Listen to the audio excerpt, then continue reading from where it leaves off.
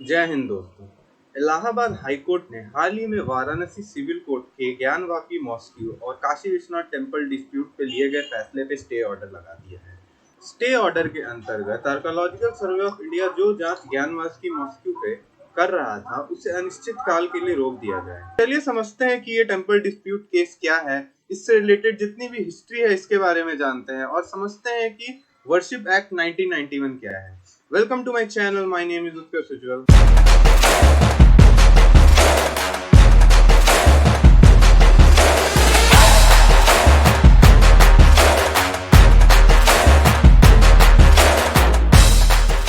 8 अप्रैल 2021 को Varanasi civil court के जज आशुतोष तिवारी ने ज्ञानवापी मॉस्क्यू को लेके एक बहुत बड़ा डिसीजन लिया। सिविल कोर्ट ने आर्कोलॉजिकल सर्वे ऑफ इंडिया को ये ऑर्डर दिया कि वो एक कमेटी का गठन करे और ज्ञानव्यापी मॉस्क्यू पे जाके जांच करे और साइंटिफिकली ये पता लगाए कि क्या ज्ञानव्यापी मॉस्क्यू काशी विश्वनाथ टेम्पल के कुछ हिस्से को तोड़कर बनाया गया है। सिविल कोर्ट के खास निर्देश पे आर्कोलॉजिकल सर्वे ऑफ इंडिया की जो 5 मेंबर की कमेटी बनाई गई, इस 5 मेंबर की कमेटी में 2 मेंबर को मुस्लिम रखा गया, जिससे ये पूरा प्रूफ और ये पता चल सके कि सिविल कोर्ट जो है मुस्लिमों के साथ कोई भी पक्षपात नहीं कर रहा है या फिर हिंदुओं के साथ कोई भी पक्षपात नहीं कर रहा है। इस कमेटी को वहां पे जाके ओल्ड काशी विश्वनाथ टेम्पल के कुछ रिमेनिंग्स को फाइंड करना था। अगर वहां पे टेम्पल पहले था तो उन्हें ये भी फाइंड करना था कि किस भगवान की ज्योतिर्लिंग वहां पे स्थापित थी, वहां पे किस भगवान की पूजा की जाती थी,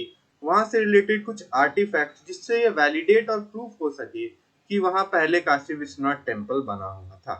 8 अप्रैल को सिविल कोर्ट ने जो डिसीजन लिया ज्ञानव्यापी मॉस्क्यू डिस्प्यूट पे, वो खास तौर पे प्लेस ऑफ वर्शिप एक्ट 1991 को चैलेंज करता था।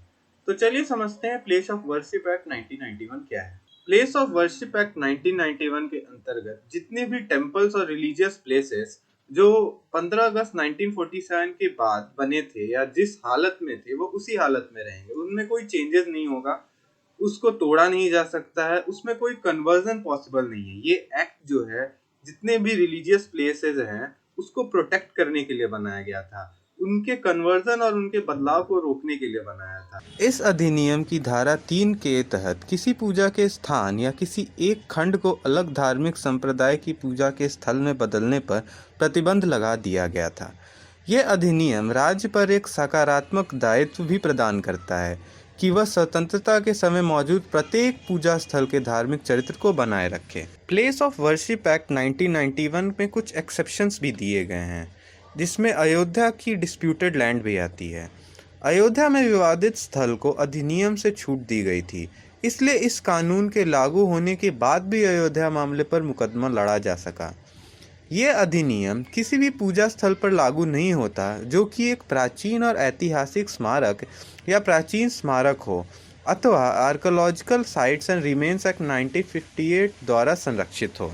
चलिए अब काशी विश्वनाथ टेम्पल की हिस्ट्री के बारे में बात करते हैं। काशी विश्वनाथ मंदिर 12 ज्योतिर्लिंगों में से एक है। यह मंदिर पिछले कई हजार वर्षों से वाराणसी में स्थित है। काशी विश्वनाथ मंदिर की हिंदू धर्म में भी एक विशिष्ट स्थान मानी जाती है। ऐसा माना जाता है कि एक बार इस मंदिर के दर्शन करने और पवित्र गंगा में स्नान कर लेने से मोक्ष की प्राप्ति भी होती है। काशी विश्वनाथ टेम्पल को काफी बार बनाया और तोड़ा जा चुका है। काशी विश्वनाथ टेम्पल की व्याख्या स्कंद पुराण में भी मिलती है। सबसे पहले इस टेम्पल को ऐबक और उसकी सेना ने डिस्ट्रॉय और तबाह किया था। ऐबक जो था मोहम्मद गौरी का कमांडर था। इसको फिर से गुजरात के व्यापारियों और मर्चेंट ने रीबिल्ट और रीडेवलप कराया था, पर फिर सिकंदर लोदी के टाइम में इसे डिमोलिश किया गया। फिर से इसका रीबिल्डिंग जो था मान सिंह ने अकबर के टाइम पे कराया। इसको फिर से रीफर्निश तोडरमल ने किया।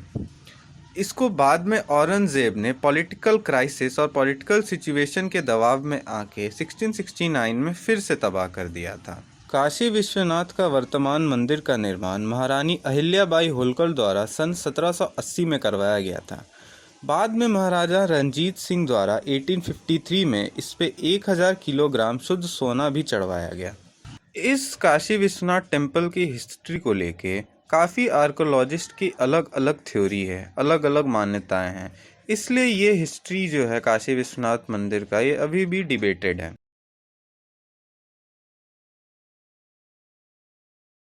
इस केस में कोर्ट को एक बीच का रास्ता निकालना चाहिए जिससे दोनों पक्ष सहमत हो और जल्दी से जल्दी ये टेम्पल डिस्प्यूट का जो केस है वो खत्म हो जाए, क्योंकि जैसे जैसे ये केस बढ़ेगा वैसे वैसे देश का माहौल खराब हो सकता है, वैसे वैसे दंगे फसाद होने के चांसेस काफी बढ़ सकते हैं। So that's it for today guys. मैंने आपको टॉपिक की हर एक डिटेल बहुत अच्छे से समझा दी है।